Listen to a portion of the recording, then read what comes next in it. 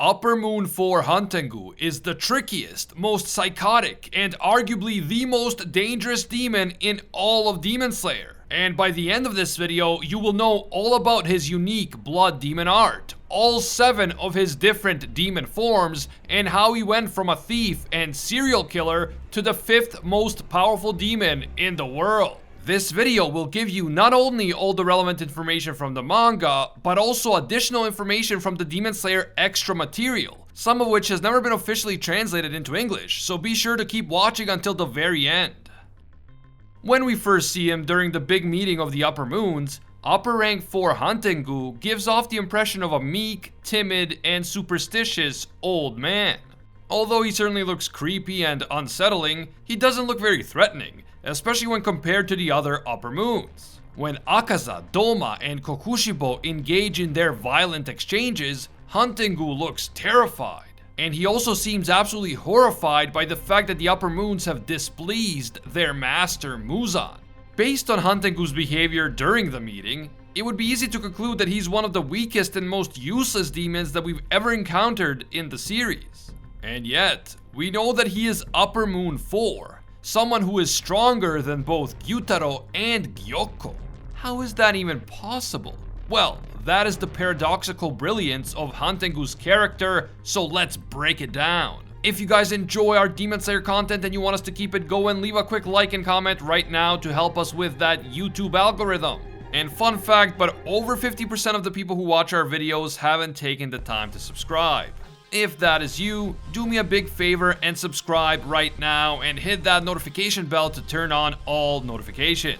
That way you will know when the next Demon Slayer video drops, and I promise you a new one is coming very soon.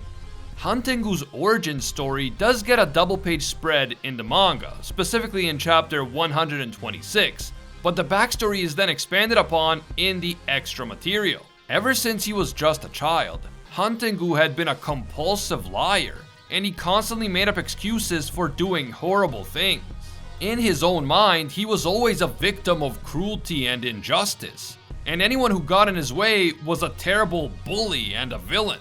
He had an insane victim complex. We're talking like Twitter activist level of victim complex. And he twisted facts and made up stories in order to present himself as a poor innocent man who has been unjustly wronged by everyone. But despite thinking of himself as a victim, Hantengu was actually a ruthless criminal who did many terrible things throughout his life. He stole from people, and he also murdered people in towns and cities across Japan.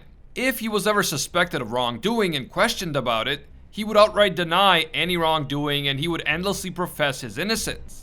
On one occasion, he would go so far as to claim that he was not responsible for his own actions because his hands were to blame, implying that he had no control over them. He was a good guy, but his hands acted on their own and forced him to do bad things.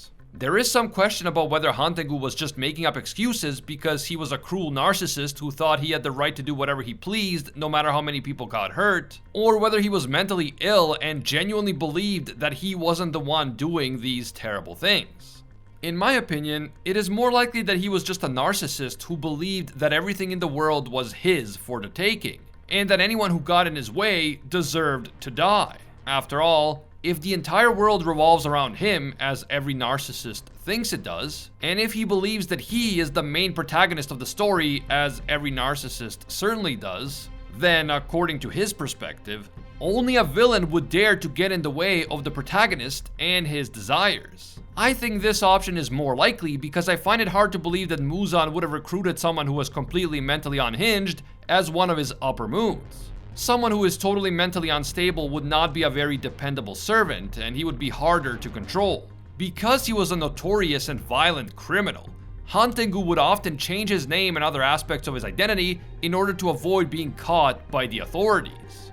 This again suggests that he knew that what he was doing was wrong, and that he took premeditated action in order to stay one step ahead of the law. According to the fanbook, he apparently married and had children multiple times. But whenever he was confronted about his deceptive nature, he would become enraged and game end his own family. He would then repeat the same cycle over and over again. Hantengu was apparently 87 years old when he became a demon, And this happened after he was finally captured by a magistrate and sentenced to death for his crimes. Even then, Hantengu continued to plead his innocence over and over again, despite the fact that he was 100% guilty. To be fair, it does seem like Hantengu might have started to at least partially believe his own lies because he was just so adamant in professing his innocence, despite everyone knowing that he was guilty, himself included. One day, as Hantengu sat in jail awaiting his execution, he was approached by Muzan. The progenitor of the demons offered to save Hantengu's life by turning him into a demon. And being a narcissist who only cares about his own self-preservation, Hantengu accepted the offer. After becoming a demon, Hantengu escaped captivity, and he immediately went to get revenge on the magistrate who condemned him to death. Hantengu killed the magistrate, but the magistrate's dying words would haunt the demon for a long time to come. The magistrate said that even though he has escaped for now, Hantengu's past sins will catch up to him eventually, and he will be punished no matter how hard he tries to escape his fate. In the end, no matter how long it takes, his day of reckoning will arrive. Hantengu was a demon for about 200 years prior to the beginning of the main Demon Slayer story. And over that time, he developed one of the trickiest and most powerful blood demon arts in the entire story. Hantengu is able to create multiple younger clones of himself, and each of these clones represents a powerful emotion that Hantengu possesses.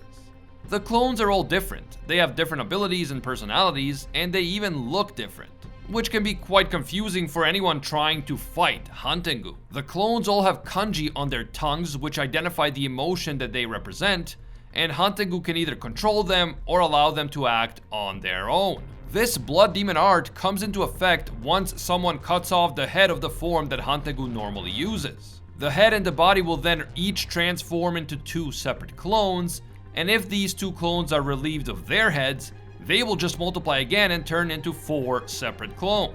This pattern will repeat itself again and again, but if more than 4 clones are created, the individual clones will then become weaker. The clones cannot be killed even if you behead them with a Nichirin blade, which makes them incredibly difficult to fight. That said, injuring the tongues of the clones is a good strategy in battle. It won't kill them, but it will slow down their ability to regenerate. Finally, even after his clones are activated, Hantengu still has a main body which can be killed if you can find it. Speaking of the main body, Hantengu also has the ability to change his size at will, and so he can make his main body very small. I'm talking the size of a mouse. He can then hide that body in a place that you normally wouldn't even think to look because you don't expect a demon to be so small. If that wasn't enough, Hantengu has the ability to hide his demonic presence, which along with his ability to become small, makes him incredibly stealthy and difficult to pin down. We eventually learned that Hantengu's ability to create multiple clones was developed progressively over time. Many times throughout his life, Hantengu had been cornered and put into a very difficult life or death situation. In these situations, Hantengu would use his blood demon art to divide and to manifest a strong emotion to protect himself. There are 6 of these emotions that we get to meet on top of Hantengu's main body, but instead of just listing them out here, let's talk about them as they appear in the big battle against Hantengu that takes place during the Swordsmith village arc.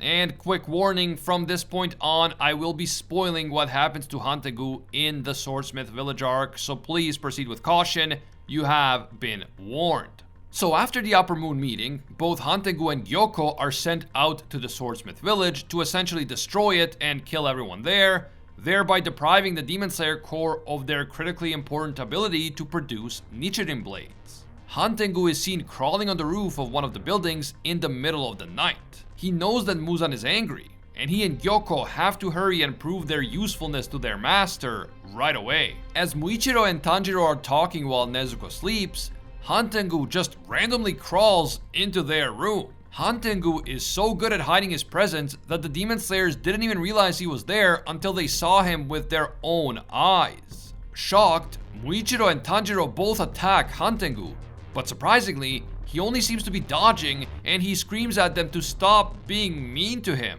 Eventually, Muichiro succeeds in taking off the demon's head, but instead of dying, Hantengu splits into two different parts. The head grows another body, and the original body grows another head. The two demons look completely different than Hantengu did. They look younger and stronger, and they now use completely different names. Their names are Sekido, the manifestation of Hantengu's anger, and Karaku, the manifestation of Hantengu's idleness or relaxation. Genya then shows up, and in time, both demons are beheaded. But again, instead of dying, the demons split once more, creating 4 separate clones. The two new demons are named Aizetsu, the manifestation of sorrow, and Urogi, the manifestation of joy. And these guys are now also on the battlefield along with Sekido and Karaku. Tanjiro warns the others that this demon can't be defeated in a conventional way. Hantengu seems to actually want them to attack him and take off his head because that makes him multiply and get even stronger. Meanwhile, Muichiro tries to rush back to rejoin the fight, but on his way back he encounters Upper Moon 5 Gyoko, and so his focus turns to that fight instead. Tanjiro now knows that there are 4 main demons, and each one has a different word on its tongue: joy, anger, sorrow, and pleasure. Tanjiro also realizes that if he can damage the tongues of these demons, they will then regenerate more slowly. During the fight, Nezuko uses her blood demon art to set Tanjiro's sword on fire, and the resulting heat, along with Nezuko's blood, turns Tanjiro's blade red. This is actually a huge deal, because bright red Nichiren blades can burn demons on a cellular level. The strongest demon slayer in history, Yoriichi Tsugikuni, possessed a black blade just like Tanjiro, but it would turn bright red in battle. With his burning red blade, Tanjiro uses Hinokami Kagura, Sun Halo Dragon Head Dance, to decapitate 3 of the 4 demon clones. At the same time, Genya is able to take the head of the 4th one. But even though the regeneration of the demons has slowed down, they are still not dying. And that's when Tanjiro realizes that there must be a 5th demon out there somewhere. A 5th body that must be destroyed in order for Hantengu to be defeated. Thanks to Tanjiro's sensitive nose, Genya is able to locate the main body. This body looks like the original Hantengu, but it is tiny, about the size of a mouse. Hantengu is using his small size to hide while the clones do his dirty work.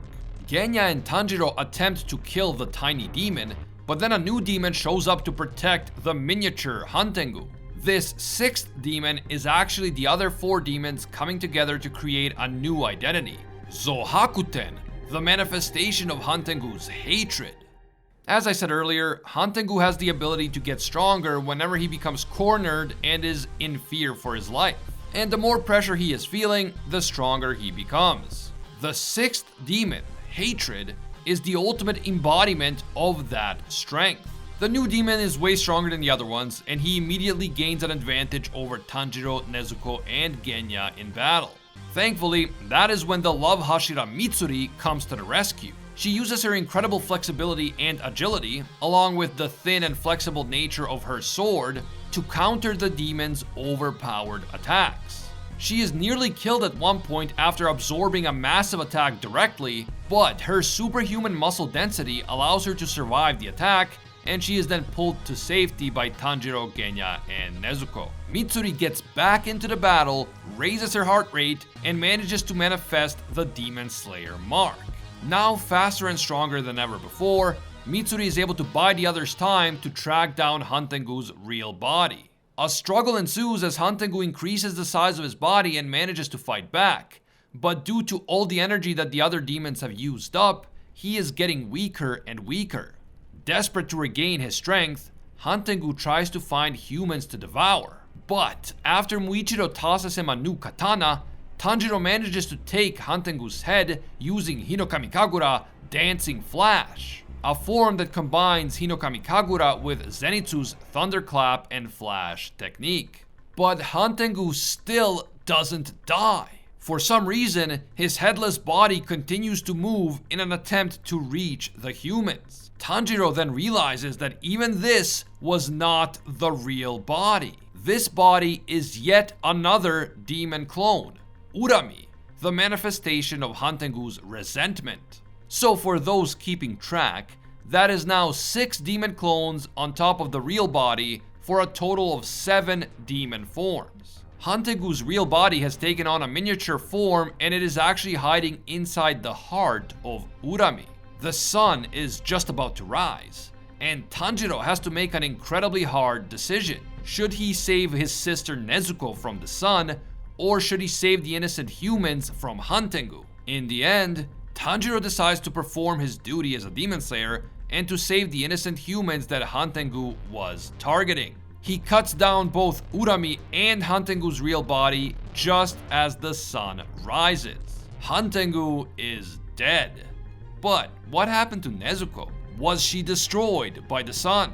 To find out the truth about Nezuko's unique demon powers and why she is the chosen demon, don't ignore my full Nezuko video, link in the description and on screen. If you guys enjoyed this Demon Slayer video and you want to see more in the future, don't forget to leave that like. And if you're one of the over 50% of people who watch our videos but haven't taken the time to subscribe yet, do me a big favor and make this the video that you subscribe and hit that notification bell to turn on all notifications.